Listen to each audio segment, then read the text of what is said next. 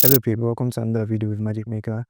In today's video, we're going to be looking at one of the most dynamic way of editing a documentary. You have a documentary gig you want to do that requires you filming for days, weeks, whatever it is. This particular workflow will give you the best results. So let's get into this, alright? The case study we're going to be using in this video is the documentary I worked on. It took the best part of a month to actually get done. So I'll just show you the clip so you see that it's actually really practical. So this is a project for Ascend Education Foundation through one of my great buddies, Simply Up Enterprises. So what we have is different activities filmed for each day: interviews, question and answer, teacher, students, founder, member, volunteer, principals, owners of schools. You get creative direct, like you just have different kind of people in this video. So I'll just show you the sample so you get an idea of what I'm saying. So we have talking head videos, we have for kids, we have for teachers, question and answer, we took B-rolls. So it was just a lot sure for different days. You could see that. So you can see the clips.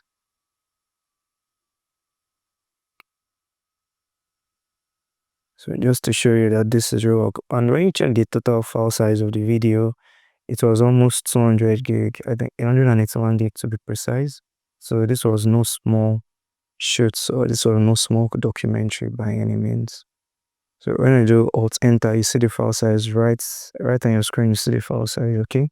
So when you're about to work on a documentary, there are certain things I'll advise you to do. So when you look at my timeline, you're going to come to my untouched sequences, but before we do that, let's check the clips. So for the clips, I moved each of the days into, I created folders and moved them in. The same thing for the online version, because there were some people who couldn't film physically, so they had to send in their videos.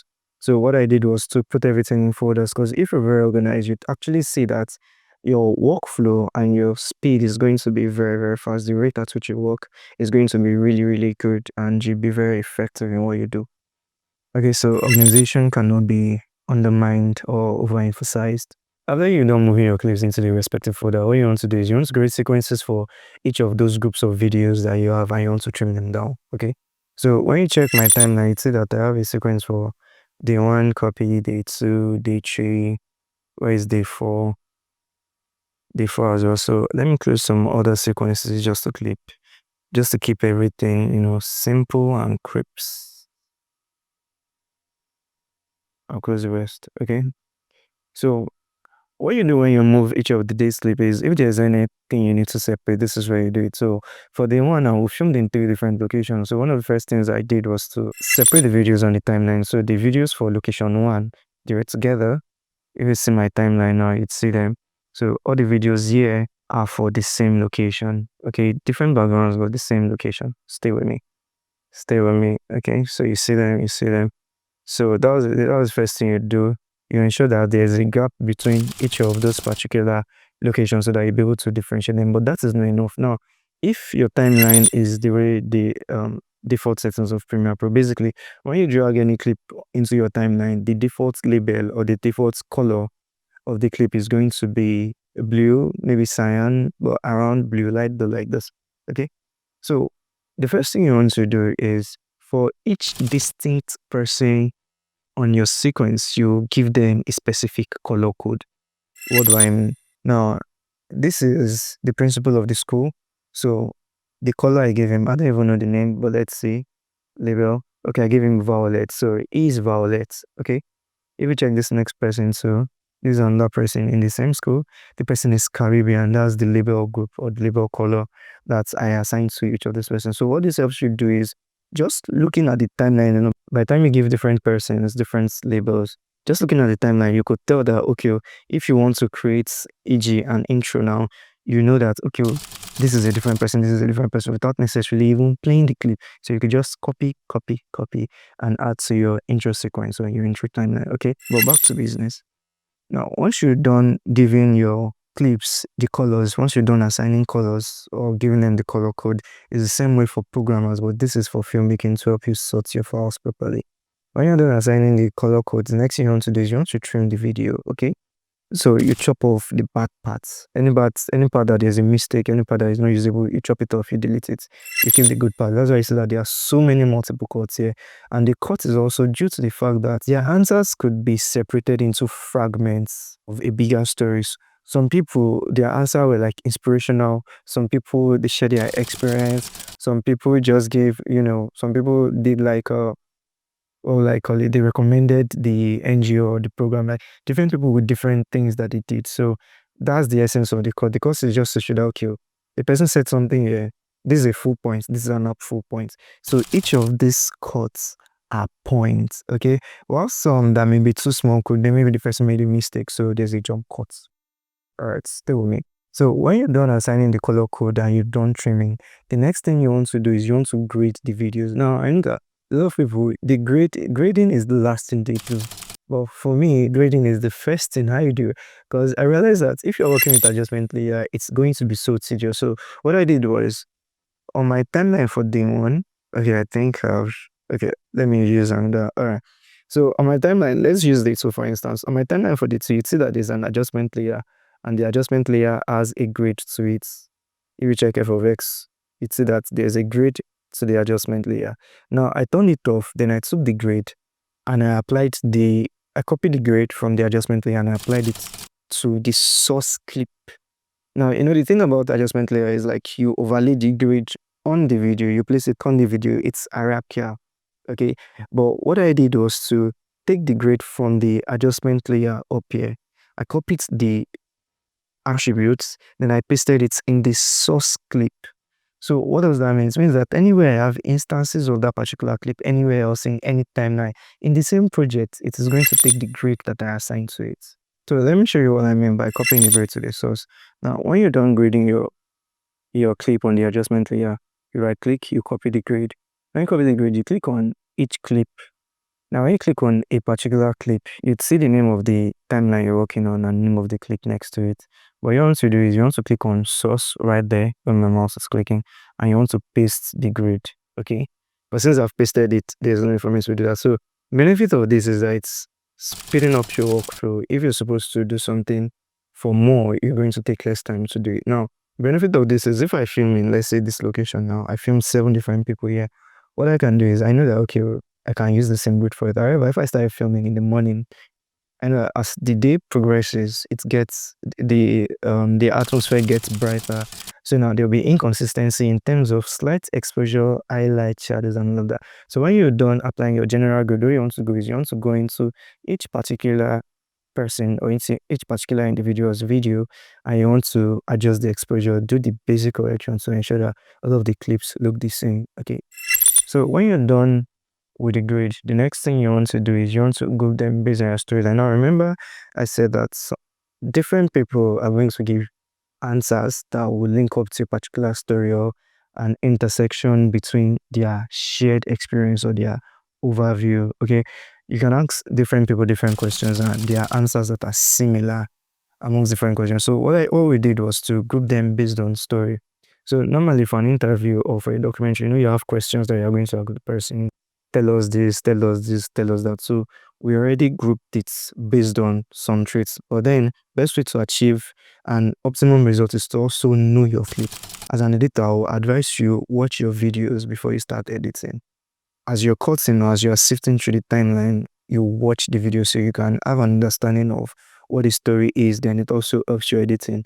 Don't try to beat time, but always practice quality over quantity. Okay. After you're done with the grading, I created a timeline, where I picked different people. Now, if you check the timeline, let me zoom in up close. You see that okay, you have something here. You have an intro. Then you have a label here called action and effect. So while each persons were answering their question, I could deduce some things. And why I say action and effect is I'm using this like a timestamp, the way you have chapters for your YouTube video, when you have chapters and it helps you go through your videos easily. That's the way I'm using motion graphics, that's text in Premiere Pro. I'll get to it, so just stay with me. Now, I just dragged the motion graphics here, text, action and effects. Then another person is was your impact. So everything that this person said had to do with the impact of the NGO on them. Impact. Okay. Then you now have this other section too. Teacher, partner, people. So these are answers that link up the teacher, the partner, and the people together. So I grouped those people together. So those that have the same story, they are in the same groups. And I have a text to let me know where I am in the timeline so I don't get lost. But imagine there was no label, there was no color code. You see that she'd be if your client out cheats for any change, you'd be so frustrated because you're doing a tedious work, you're not working smart and you're not using the full extent of the features you have in Premiere Pro. What a lot of editors just do is they just cut and join instead of actually understanding the software they are using. Okay, so you see that different persons, different color shows you that they are different individuals, okay? So I could go on and on and on. This one is changes, the changes that they faced, like that. This one is what before and after. So how were they before they started attending programs of the NGO? So basically, these are like chapters, okay? And the sweet thing about this is if you're working in a timeline where you actually grouped everything, if you see everything, I have chapters for everything. Okay, from the beginning to the end of the video. Now let me close the gap so you get an idea of how we've been able to trim this video sequences close gap. So we're able to trim it into 1 hour, 1 minute. Okay, Control Z, 1 hour, 1 minute. So now, all of the clips that we'll have here on this documentary timeline are the stories that we'll now decide that, okay, oh, who are we using so that this is actually working smart and everything you're doing is really, really neat and organized. All right, so when you're done with the untouched sequence, that is the part where all you do is sift and cut through your clips. The next thing is now to start the main work. Now, when you look at it, it will look like you're not making progress, but this is where it gets interesting. First thing you want to do is to now work on your intro. So what I do is I use motion array. So you could just go up to motion array. Okay. You come to where is it? Video templates, Adobe Premiere Pro, and you type documentary. Then you now go through it to pick a documentary timeline that suits you. Okay. So let me play this one for you.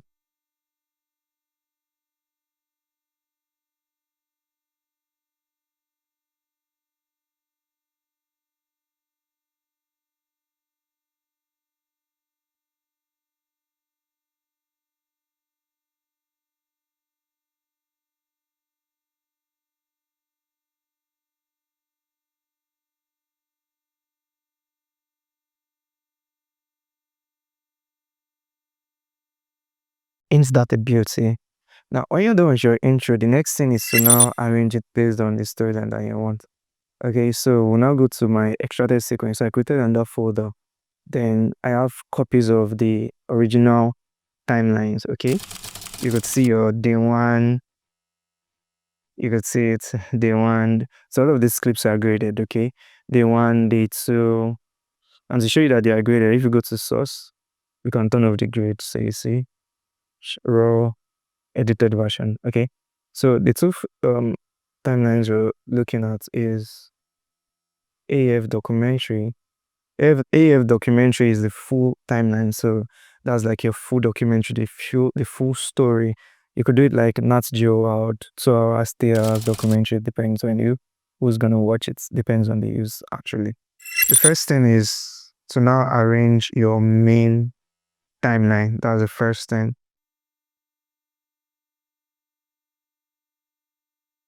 Now, remember that I added texts that are like markers on it. So now what I did was to now pick the best part to be arranging my story, okay? So you'd see that, yeah, I have the action parts, the name. There's that when you go on like that, just notice this particular track, the video track 3. That is where my markers are now. This timeline is not the exact one that I'm going to export for the client. Even if it is, I have to turn off my markers so that they don't know. Okay, so it will be on. And when you go through, you'd see that all through the videos, you see impact. So all through the video, we've got marker. Look at that marker. So that tells you that we're following a specific storyline, a build up. What we're doing is we're doing a build up. So after the impact, what was the next thing? After the impact, the next thing was the relationship between teacher and partner and pupil. So we just follow this track. Where's the next? Minimize. Okay, so this is the next one here. So we're still on teacher, partner, pupil. Okay, no, we are not. So we've gotten to the experience parts. This part is all about their experience. When you go on again, that was this part on. Let me just see. This part is on changes. You look at changes. That part on. So you arrange it based on your workload. So I'll just show you this in case if, let's say, this is going to help. So this other section is before and after. So when they're sharing an experience, how was it before you joined? How is it after you joined? So like that. So this section is for people that talked about their confidence improving, even though it was not part of the main storyline we had written down because of how we wanted to arrange the story. But while watching the video, I realized that a lot of people spoke about confidence. So what do? I took all of the confidence videos and I took the best out of it and I just merged them together. So the build up, okay? Now this one is relating to teacher, partner, and the personal impact it had on the teacher, not on the pupil this time around. This other section is what? Teacher, partner, personal impact. So it's still the same thing. We keep moving. So this section was on just inspiration, the inspiration behind my this, the inspiration behind my that, inspiration this, inspiration that. Okay. This section was on the challenges they faced. So some of the founders, members, all the challenges they faced. So from this section to the next marker was just all about challenges. So you could see that we are not leaving anything out here. All of the usable videos, we arranged them here. We didn't necessarily segregate. But at the same time, what we're targeting was the best part. And after getting the best part, we ended up with 1 hour, 5 minutes of clip. Now, I know you've been wondering, you're like, but what we trained before? Remember that we did not add the online section. The people that sent us their video online. So that's why the length is even more than the total trim size of day one. Oh, that was even day one. So there was day two. There was day two shoots. There was day three shoot. I believe I've talked about that.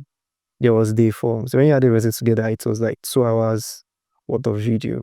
Okay, so this section was on community, the impacts community have in terms of the future of underlings in the community or the future of kids, people living in the society basically. So community, that section was just about community. Then the next section was about call for more volunteers. Then after that section, the next thing we had was call for more students. So some people, based on the effect the NGO had on them, they invited some of their friends personally. This was not even part of the main storyline, but we're able to get that from the answers that they give. That's why it is very important for you as an editor to ensure that you watch your video. Okay, so after that, let's stay one more and we go to the outro. Okay, so that's how the main timeline was arranged. Then the next thing is, what kind of story are you trying to tell and what kind of emotion are you trying to invoke on your viewers? Okay, so we wanted something inspirational, emotional, touchy, like when working with it, like, oh my god, NGO, take some more money, you understand? Because what they're doing is really, really good. So what I did was to go to Motionary as usual, and I downloaded inspirational sounds. Paul Best inspirational sound. Now, since I was working for an entirely different client, I wanted to save time. So instead of me to be listening to new sounds, there's a way Motionary does it that videos you've downloaded before, they make you know that you've downloaded it before. Materials you've downloaded before, they make you know that you've downloaded it before by putting a mark for you. Let's go to music, for instance. Okay, let me see if just scrolling on. Look at now. Look at this download. You see the way it is. It doesn't that I've downloaded. So what I did was to search for inspirational in the music section, and all of the inspirational sound that I had downloaded before, I listened to them and I picked the best four. Then because I knew that I had used them before on different projects and it worked for those clients, I knew that it was definitely going to work again. So what I just did was to now use the pacing of the story to pick the different sounds I wanted. Then I laid them underneath the video. So remember, it's a build up. Now from the section of what is it? From the section of action and effects, that's what was the need of the NGO and the likes, up until up onto the section of where is it? Just right before the experience section, the sound I used was I just used a particular soundtrack. Now, when the participant of the program is sharing their experience, there's a different feeling to it. Now, I'm not playing the sound because I'm not really about sounds on YouTube. I don't trust YouTube when it comes to sound. That's why I'm not playing the sound. So from their experience up until where from their experience, just right after the section of the challenges, you see that it's related. I used the same sound. Okay, then from part of that challenges up until call for more student, I used a third sound. Then from the call for more students up until the end, I used the fourth sound and that sound. So that's how I share this out. When they are watching the video, they don't get bored, you paste them, you keyframe, different things. Once you're done laying your arrow, because the clips you take, the straight up talking head video like this, that's your arrow. Okay, once you're done laying your arrow, the next thing you want to work on is your B-roll. So what are your B-rolls? Your B-rolls are other visuals, cutaways that enhances the impact your video have on the viewer. Okay, so that's where pictures come in play. B-rolls, cutaways. You see, this is a clip of a child writing. Let me just reduce the volume of the laptop. So this is a clip of a child writing, when they were talking about that. So full, you get that? A section of pictures. So it could even be third-party video. What I mean by third-party video, maybe you go to Motion like this video now, it matches the scene of what they were talking about, the kind of visuals that match what we were saying. But then this is an abstract video. This was not filmed on set. I downloaded this from Motionary from another platform. But then it's also enhances your storytelling. So the next thing you want to do is just add all of your B-rolls all through. You listen to what the person speaking is saying, then you add appropriate videos, appropriate visuals to enhance your storytelling. And when you're not done with that, the last thing to do is you ensure you turn off the marker. Now, I didn't explain something about the marker. One good thing about the marker is when you're trying to now work on a lower version, let's say 25 minutes version of the 1 hour video. Now, you know that you already grouped them parts by parts, part by part based on the different experiences. Okay. So what I did was to I duplicated the full timeline, then I renamed it to AEF 25 minutes. Okay.